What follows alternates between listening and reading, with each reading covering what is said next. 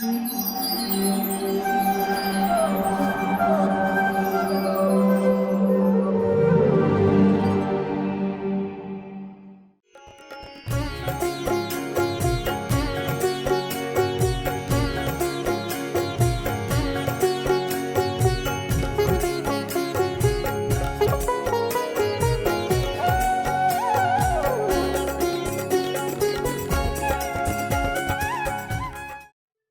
कृष्ण। तो हमने इस श्रृंखला में देखा कैसे भगवान कृष्ण और बलराम भगवान ने दोनों ने मिलके अलग अलग असुरों का वध किया जो ब्रज में आए। और हमारे आचार्य श्रील भक्तिविनोद ठाकुर बताते हैं अलग अलग असुर जो आए ये एक आसुरी प्रवृत्ति है। असुर तो हैं, ऐसा नहीं कि लीला हुआ ही नहीं। यदि कुछ लोग कहते हैं महाभारत तो हुआ नहीं, ये 5 पांडव 5 इंद्रियां हैं, कृष्ण हमारे हृदय में बैठे हैं, ये शरीर एक युद्ध भूमि है कुरुक्षेत्र। वो सही बात है, हो सकता है कि आपने एक रिसेम्बलेंस निकाला समझाने के लिए, लेकिन कुरुक्षेत्र है, पांडव आए, कृष्ण आए। तो वैसे ही कृष्ण ने लीला की। असुर आए थे, पूतना, सकटासुर, व्योमासुर, धेनुकासुर, अरिष्टासुर, शंखासुर, ये सब आए और भगवान ने इनका वध भी किया। लेकिन इनसे हमारे लिए एक है भगवान की लीलाओं का आस्वादन करना। कितना अच्छा भगवान लीला करते हैं, ठीक है, उसमें सीखना क्या है। तो श्रील भक्तिविनोद ठाकुर बताते हैं कि अलग अलग असुर अलग अलग असुरी प्रवृत्ति को रिप्रेजेंट करते हैं, उनका प्रतिनिधित्व करते हैं। जैसे पूतना है, वो मिथ्या गुरु है। जैसे नलकुबेर मणिग्रीव, अहंकार। जैसे धेनुकासुर है, वो गधे के रूप में था, दूसरों का बोझ लेके घूम रहा है। क्रूरता, पाखंड, ढोंग, मिथ्याचार, ये सब अलग अलग असुर आए। अलग अलग आसुरी प्रवृत्ति का उन्होंने प्रदर्शन किया। और वहीं हमारे हृदय में ये सारी प्रवृत्तियां हैं, आसुरी प्रवृत्ति है। आप अगर देखें सतयुग में देवता एक लोक में रहते हैं और असुर अलग। जैसे जैसे युग बढ़ रहा है हम देख रहे हैं, तब त्रेता युग में एक ही लोक में भगवान राम रावण दोनों इसी लोक में, लेकिन अलग अलग देश में। फिर द्वापर में एक ही घर में दुर्योधन भी युधिष्ठिर भी। और कलयुग में अब प्राय हर व्यक्ति के अंदर अच्छा बुरा दोनों है। और जैसे जैसे कलयुग बढ़ रहा है बुराइयां बढ़ रही हैं। बुराइयां मतलब क्या? बुराई क्या होती है? क्या खुद प्रकृति से कुछ बुराई आ रही है? नहीं, बुराई मतलब हमारे अंदर अवगुण बढ़ रहे हैं, हमारे दुर्गुण बढ़ रहे हैं और वो प्रदर्शन हो रहा है बाहर। यही 200 साल पहले एक व्यक्ति दूसरे से पूछता था, कैसे हैं प्रभु जी आप? बहुत अच्छे हैं, आप बताइए, सब ठीक है, आइए बैठिए, पानी पीजिए, कुछ खिलाओ पिलाओ। आज क्या, कैसे हो, तुमको क्या करना है, क्यों पूछ रहे हो? नहीं तो मन में तो आता है, क्यों पूछ रहा है ये मेरे से, क्यों पूछ रहा है कैसे हो? तो ये हमारे दुर्गुण है और ये आसुरी प्रवृत्ति हमारे हृदय में बढ़ती जा रही है। तो ये श्रृंखला के अंत में आज हम चर्चा करते हैं ये क्यों बढ़ रही है और इसको खत्म कैसे किया जाए। ये क्यों बढ़ रही है आसुरी प्रवृत्ति? आज हम जितना धर्म के मार्ग को छोड़ अधर्म की तरफ जाएंगे, जितना धर्म से दूर जाएंगे,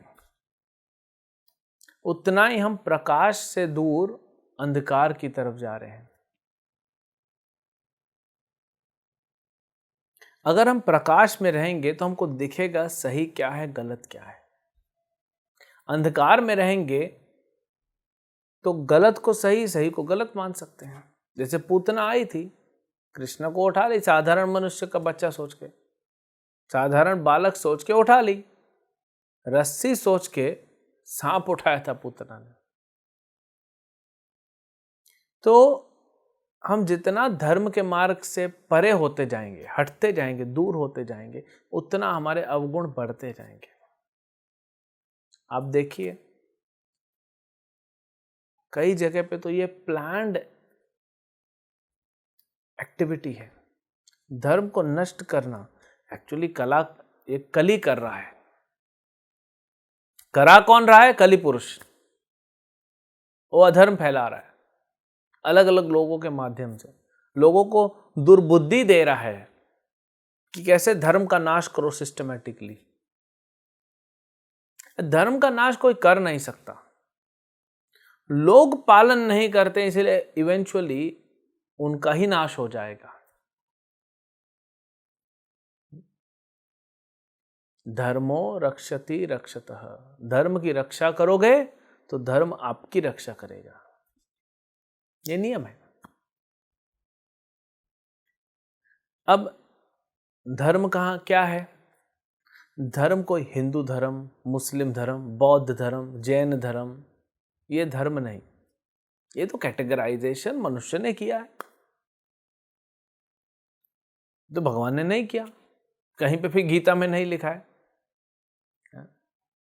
ऐसा तो नहीं है कि दुर्योधन मुसलमान था या क्रिश्चियन था या हिंदू था, अर्जुन बुद्धिस्ट था या कोई और था, ऐसा तो कुछ नहीं, कहीं पे ऐसा वर्णन नहीं है।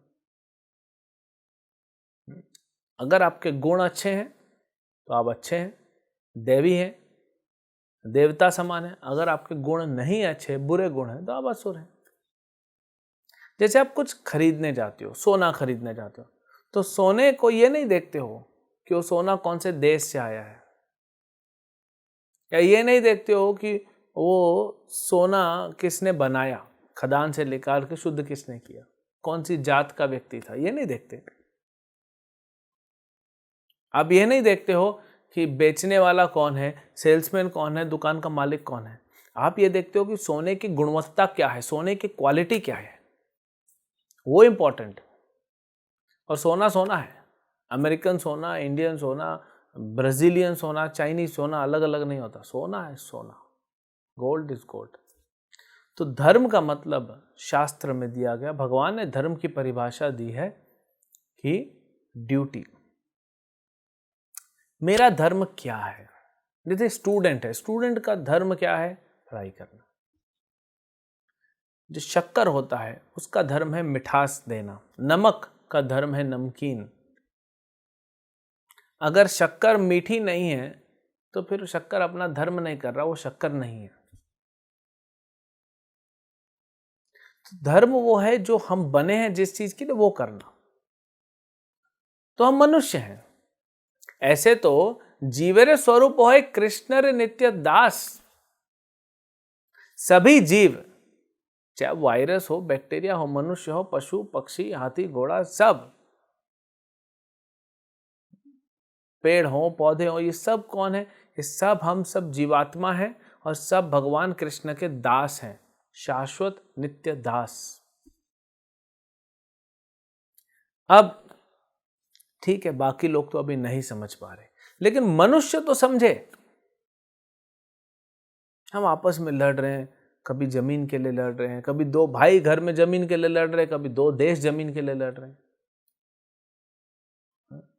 कभी एक जात वाला बोलता है कि हमारी जात फैलनी चाहिए, दूसरे को खत्म करो, दूसरा बोलता है हमारा फैलना चाहिए, खत्म करो। ये सब क्या है?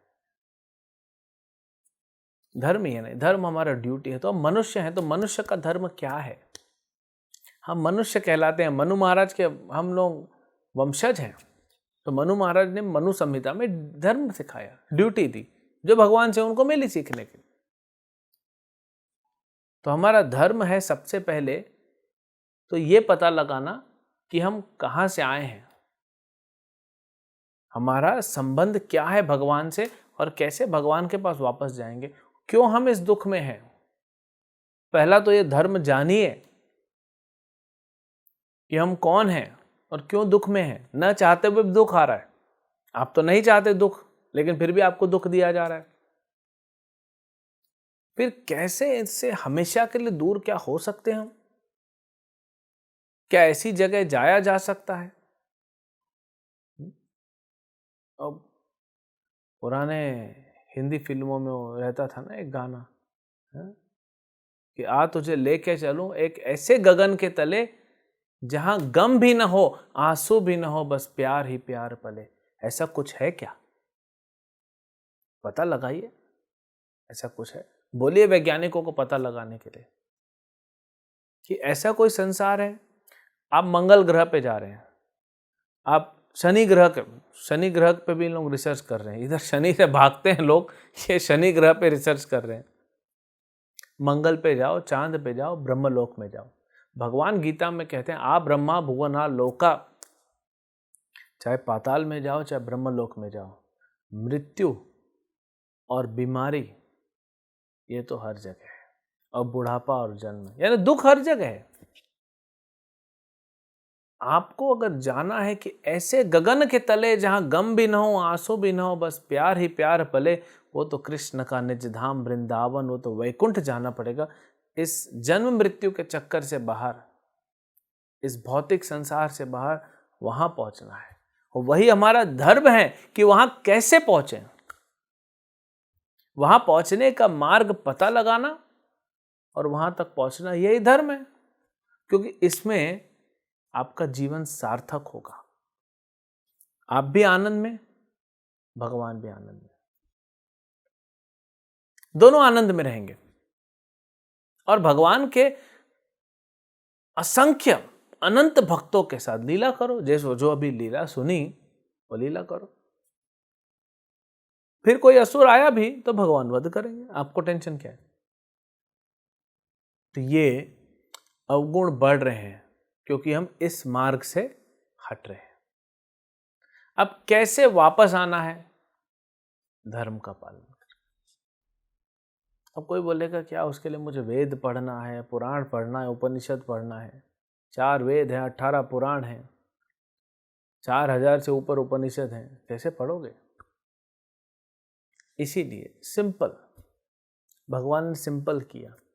भगवत गीता पढ़ो, भागवत पढ़ो, हरे कृष्ण मंत्र का जप करो। आज धर्म एक्चुअली देखा जाए तो जो जटिल है, जिसकी बुद्धि जटिल है, कॉम्प्लेक्स है, उस आदमी के लिए हर चीज कॉम्प्लेक्स है। और जो सिंपल है वो सब सिंपल है। आज शहर में पढ़े लिखे किसी लड़के को बोलिए, आप कॉलेज का कोई स्टूडेंट हो, युवक हो या युवती हो, भगवान के बारे में, वो यूट्यूब पे रिसर्च करेगा, नहीं बताओ ये ऐसा वो ऐसा, 1000 क्वेश्चन, लोगों ने कुछ भी बोल के रखा हुआ है, तो उनका जो बुद्धि है पूरा खराब कर दिया गया है।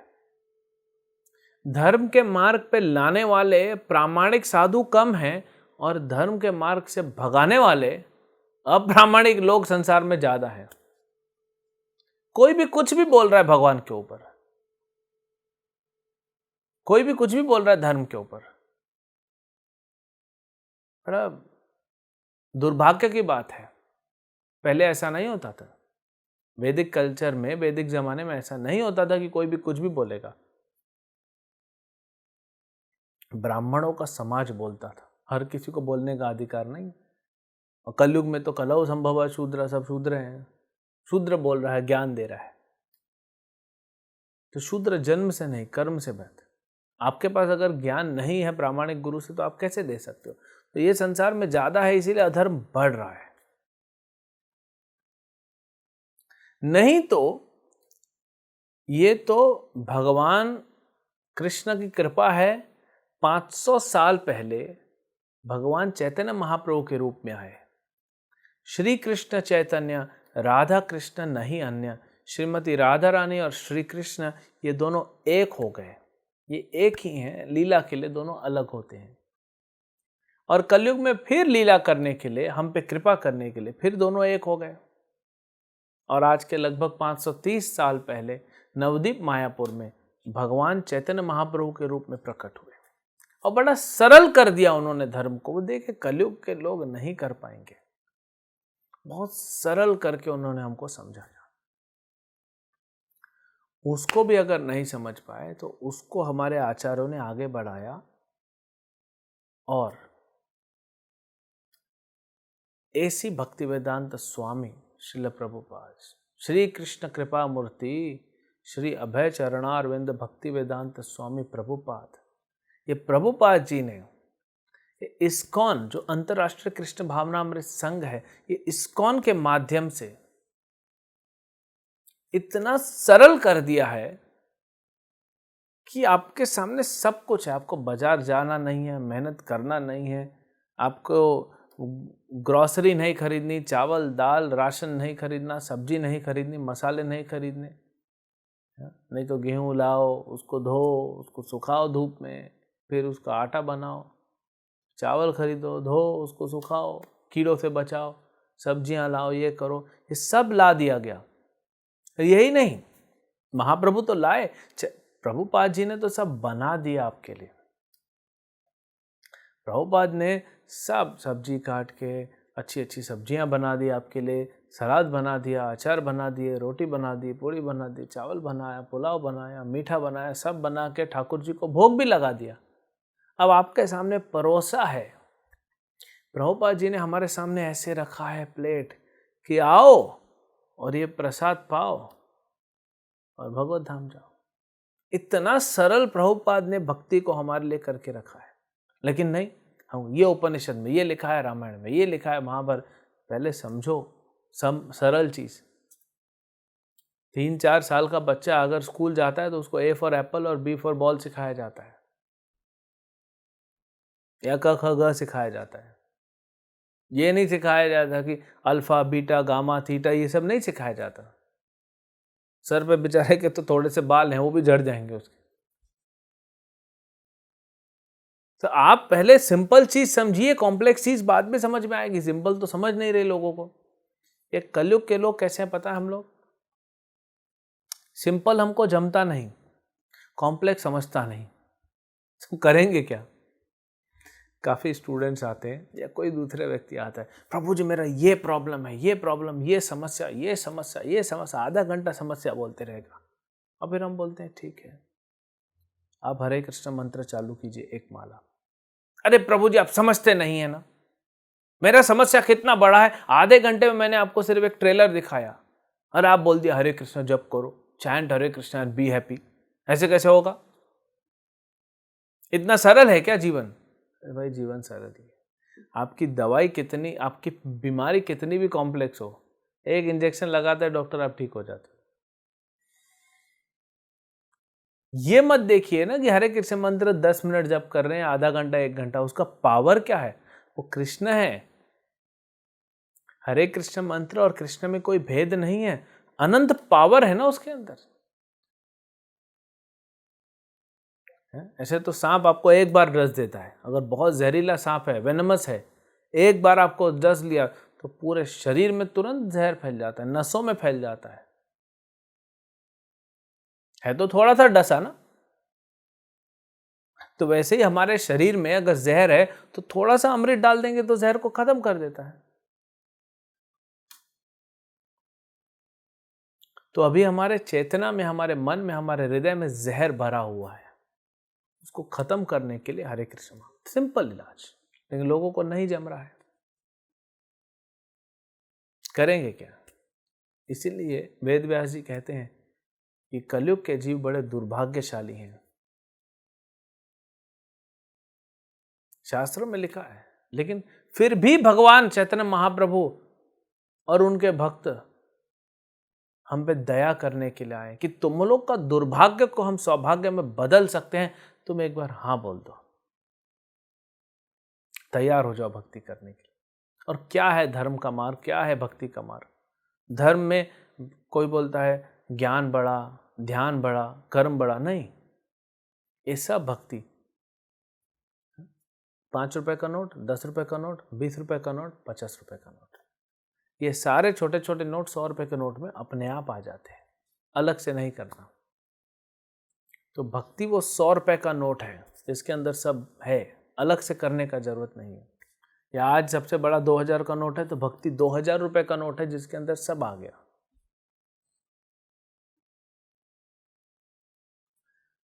तो ये क्या है भक्ति? हम अभी जन्माष्टमी मनाने वाले हैं। तो क्या है जन्माष्टमी? जन्माष्टमी में कृष्ण का जन्मोत्सव मनाया जाएगा पूरे संसार में, पूरी सृष्टि में, यस, लेकिन उसका अर्थ और भी है ना। भगवान जन्म लिए, लीला किए, असुरों का वध किए, लेकिन मेरा फायदा क्या होगा? हमारा फायदा, हमारे हृदय में जो ये अलग अलग आसुरी प्रवृत्तियां हैं, भगवान का नाम जप करके, भगवान का भक्ति से इनको जब नष्ट करेंगे तो भगवान हमारे हृदय में आके बैठेंगे, क्योंकि अब हमारा हृदय शुद्ध हो गया, निर्मल हो गया। अब भगवान वहां पे आके बैठेंगे। वो असली जन्माष्टमी है। हम जन्माष्टमी में जन्मोत्सव भगवान का मनाते हैं और प्रार्थना करते हैं, प्रभु कि मेरे हृदय में आइए। मम मन मंदिरे रहो निषेदिन कृष्ण मुरारी, श्री कृष्ण मुरारी। श्री भक्तिनाथ ठाकुर कहते हैं कि हे कृष्ण मुरारी, मेरे मन में दिन रात आके रहिए। हम भगवान को प्रार्थना करें, प्रभु इधर आइए, यहां पे जन्म लीजिए, हृदय में आके। तो हम जन्माष्टमी मनाने जा रहे हैं तो हमारी चेतना वो तैयार करनी चाहिए कि भगवान को हम अपने भक्ति से, अपनी सरलता से, अपने प्रेम से खींचें, जैसे गोपियों ने रथ खींचा और द्वारकाधीश कृष्ण जो जगन्नाथ के रूप में है उनको लेके जाती हैं वृंदावन। तो हमको भी खींचना चाहिए, लेकिन पहले तो हृदय को वृंदावन बनाना पड़ेगा, शुद्ध करना पड़ेगा। और एक बार शुद्ध हो गया हृदय, भगवान आ गए, फिर तो बस कुछ नहीं चाहिए आपको, और सब मिल गया। फिर कोहिनूर भी आपके सामने पत्थर है, ऐसे फेंक दोगे, कोहिनूर क्या, कुछ नहीं है। ब्रह्मलोक भी आपके सामने तुच्छ दिखेगा। ये कृष्ण का प्रेम है, कृष्ण रस है। तो भक्ति को इतना सरल तरीके से प्रभुपाद जी ने बताया। करना क्या है? हरे कृष्ण कृष्ण कृष्ण हरे हरे, हरे राम राम राम हरे हरे। ये हरे कृष्ण मंत्र का जप करना है। 10 मिनट, 20 मिनट, 8 से 9 मिनट लगता है एक माला जप करने में, 7 मिनट, 8 मिनट। अगर आप नहीं करते हैं जब, तो एक माला चालू नहीं कर सकते, या एक सवेरे एक शाम को नहीं कर सकते। इतना तो सब कर रहे हैं ना अपने आप को सुखी बनाने के लिए। बन गए क्या? अगर बन गए बिना भक्ति के सुखी, तो हमको बताइए, हम भी आ जाएंगे आपके पास। लेकिन ऑलरेडी वैसे तो हम सुखी हैं इधर, हमको पता है कि मार्ग है, लेकिन ऐसा कोई मार्ग है तो हमको बताइएगा। है ही नहीं। भगवान ने दुखालय बनाया, दुखालय में आप सुख ढूंढ रहे हो। गवर्नमेंट ने पुस्तकालय बनाया, लाइब्रेरी, वहां जाके आप क्रिकेट खेलोगे? चलेगा नहीं। तो दुखालय में आप कैसे सुख ढूंढ रहे हो?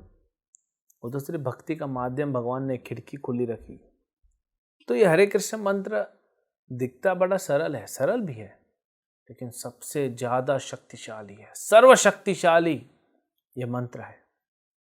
ऐसा कोई मंत्र नहीं है पूरी सृष्टि में जो हरे कृष्ण मंत्र की बराबरी भी कर सके, क्योंकि भगवान कृष्ण की कोई बराबरी नहीं कर सकता। कृष्ण के बारे में कहा गया असमूर्ध्वौ, उनके कोई समान नहीं, उनके कोई ऊपर नहीं।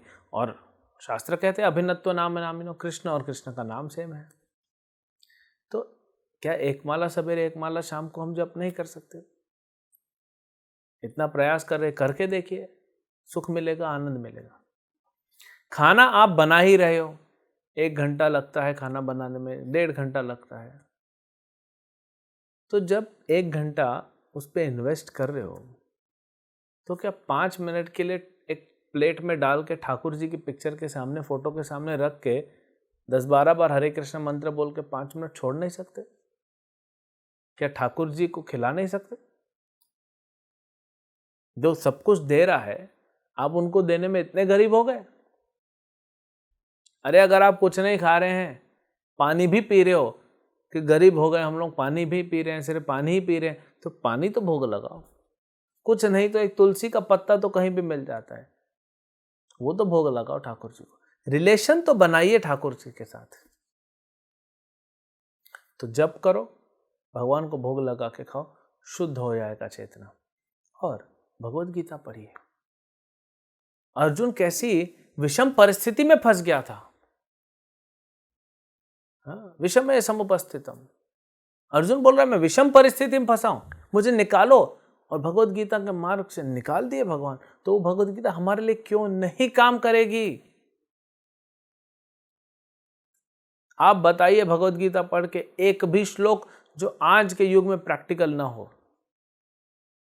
हमारा चैलेंज है हर श्लोक आज के जीवन में और आने वाले हर काल में, हर समय में वो प्रैक्टिकल है। ये भगवत गीता है, ये सिर्फ श्लोक नहीं है, ये भगवान की वाणी है, भगवान से अभिन्न है। तो हरे कृष्ण महामंत्र जप कीजिए, ठाकुर जी को भोग लगाइए, गीता पढ़िए, भक्तों का संग लीजिए, ऐसे लेक्चर सुनिए, अपने आसपास कहीं पे भी इस्कॉन मंदिरों में जाइए, ऑनलाइन लेक्चर सुनिए और आनंद बढ़ेगा। और थोड़ा सा दूसरों को बताइए जो आप समझ रहे हैं, इसमें और आनंद बढ़ेगा, क्योंकि बांटने से मिठास बढ़ती है।